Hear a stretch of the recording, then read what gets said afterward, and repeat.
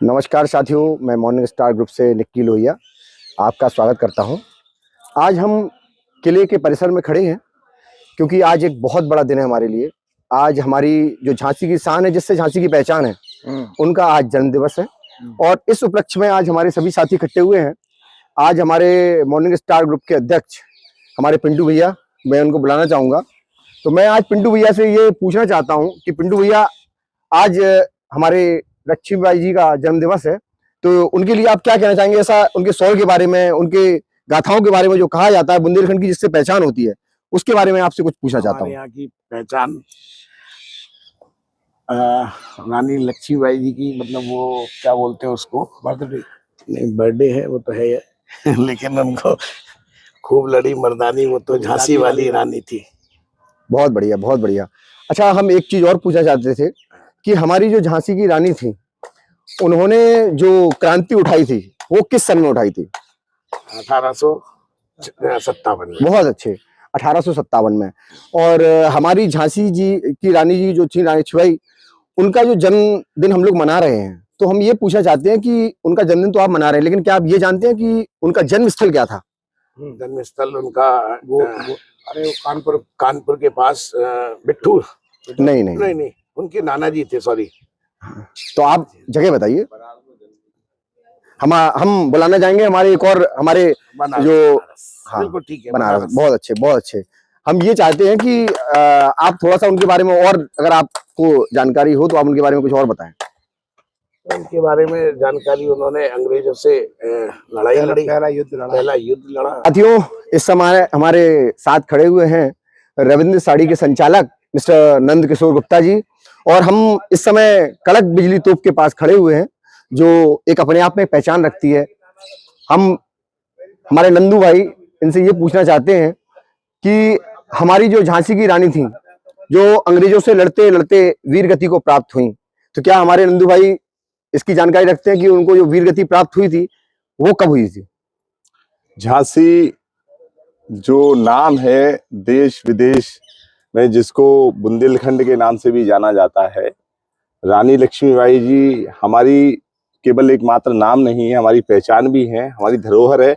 हमारी ये नहीं, पूरी महिला समाज की, पूरी जो मानव जाति है, मतलब जो हिंदू जो उस समय एकत्र नहीं था और मुस्लिम जो संगठित नहीं था, उनको दोनों को संगठित करने का काम रानी लक्ष्मीबाई जी ने किया। बहुत बढ़िया। और जहां तक मुझे जानकारी है, जो इनका जन्म हुआ बनारस में हुआ, उसके बाद शिक्षा दीक्षा इनकी बिठूर में हुई, उसके बाद जो उपरांत इनकी शादी हुई, तो हमारे जो राजा थे यहाँ के, बाल गंगाधर तिलक, उनसे इनका विवाह हुआ। विवाह उपरांत कुछ परिस्थितियां ऐसी बनी कि इनका बालक भी हुआ। बालक होने के बाद महाराजा की किसी कारण से मृत्यु हुई, और वो मृत्यु भी इधर एक इतिहास में दर्ज है। जिस दिन इनकी मृत्यु हुई, उस दिन हमारे यहाँ होली जलाई जाती थी और होली खेली जाती थी। जिस दिन से हमारे महाराजा का देहांत हुआ, उस दिन से हमारे झांसी में होली का कार्यक्रम, उस दिन होली नहीं खेली जाती, जिस दिन होली जलाई जाती है।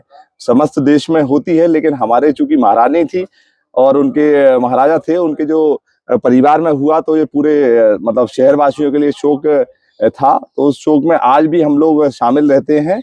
और जो उनके बाद, उनके जाने के बाद जो लक्ष्मीबाई जी ने अपने बच्चे का लालन पोषण किया, उन लालन पोषण के बाद भी कुछ मतलब ऐसे, जिस पहले जयचंद हुए, ऐसे हमारे हुए, जिन्होंने मतलब कुछ चंद मोहरों में मतलब झांसी का जो किले का जो गेट था वो खोल दिया था। और खोलने के कारण जब पूरी सेना उनकी अंदर आ गई अंग्रेजों की, और जब रानी पर उन्होंने आक्रमण किया, तो यहीं आगे रास्ता है ऊपर किले का, वहां के किले की बुर्ज से उन्होंने छलांग लगा के मतलब भागी, और यहाँ से भागते हुए समथर होती हुई ग्वालियर पहुंची, जहां पर आप सभी को विदित है कि वहां के राजा ने मदद नहीं की, चूंकि अंग्रेजों के वो सहायक थे, तो अंग्रेजों ने ही उन्हें मतलब पूरा सपोर्ट किया हुआ था। और आज आप देख सकते हैं झांसी में जो किला है, ये तो आज पुरातत्व की मेहरबानी है। बाकी आप ग्वालियर में जाके देखें तो आज जो सिंधिया परिवार जो फलीभूत है, उसका सबसे बड़ा कारण ये है कि उन्होंने अंग्रेजों की चापलूसी करी और झांसी ने कभी चापलूसी नहीं करी। और इसका एक सबसे बड़ा उदाहरण ये भी कह सकते हैं कि उन्होंने धोखा दिया, लेकिन उन्होंने आगे जो अभी वहां जो उनके वंशज हैं, जो ज्योतिरादित्य सिंधिया जी हैं, उन्होंने इस चीज को लेके झांसी वासियों से और समस्त बुंदेलखंड वासियों से माफी भी मांगी। और आज उनका जन्मदिन है और हम लोग विभिन्न उनके पूर्व संध्या में कार्यक्रम हुए हैं। झांसी में भी मतलब विभिन्न रैलियां भी निकाली गई हैं, लक्ष्मी व्यायाम मंदिर में और भी बहुत सारे कार्यक्रम हुए हैं। और आज भी सुबह से बहुत सारे कार्यक्रम झांसी में होने जा रहे हैं। और मेरा निवास जो है उनके जो यहाँ पे विवाह स्थली उसी की ठीक सामने है, और बड़ा अच्छा लगता है उनसे जब लगता है कि रानी का जो मंदिर है जहाँ पे वो दर्शन करने आती थी, वहाँ मतलब जब जाते हैं तो खुद में एक गौरवान्वित महसूस करते हैं। क्योंकि मैं सुबह रोज गणेश मंदिर के दर्शन भी करता हूँ और मैं सभी झांसी वासियों के लिए कामना करता हूँ जो उन्होंने जो वीरांगना जिनको बोला जाता था, क्योंकि उस समय महिलाओं को इतने अधिकार नहीं थे, इतना स्वतंत्रता नहीं दी जाती थी, उसके बाद भी उन्होंने बचपन में तलवारबाजी घुड़सवारी सीखने के बाद आज जो दुनिया के सामने एक उदाहरण पेश किया कि महिला भी एक सशक्त महिला हो सकती है अगर वो अपने फुल मतलब समर्पण पे आ जाए। बहुत बढ़िया। हमारे साथ हमारे एक साथी और हैं, हमारे विनय जैन जी। मैं इनसे भी पूछना चाहता हूं कि क्या हमारे जो रानी जी हैं, लक्ष्मीबाई जी हैं, क्या बुंदेलखंड नहीं हमारे पूरे देश को पहचान दिलाने में इनका क्या योगदान रहा? मैं इनका एक निक नेम बताता हूँ जिस कारण ये बनारस में पैदा हुई और वहाँ ये फेमस थी। मणिकर्णिका इनका नाम था। अल्प आयु में इनकी शादी झांसी के गंगाधर राव से कर दी गई थी। अंग्रेजी शासन का बहुलता थी और इनके दत्तक पुत्र को अंग्रेजों ने मानने से इनकार कर दिया था। इन्हें इस चीज से काफी चोट पहुंची और इनका एक जो विशेष शब्द डायलॉग था कि मैं अपनी झांसी किसी कीमत पे नहीं दूंगी, क्योंकि खाली झांसी एक क्षेत्र नहीं था, इनकी कर्म भूमि थी। इस कर्म भूमि की आन शान के लिए इन्होंने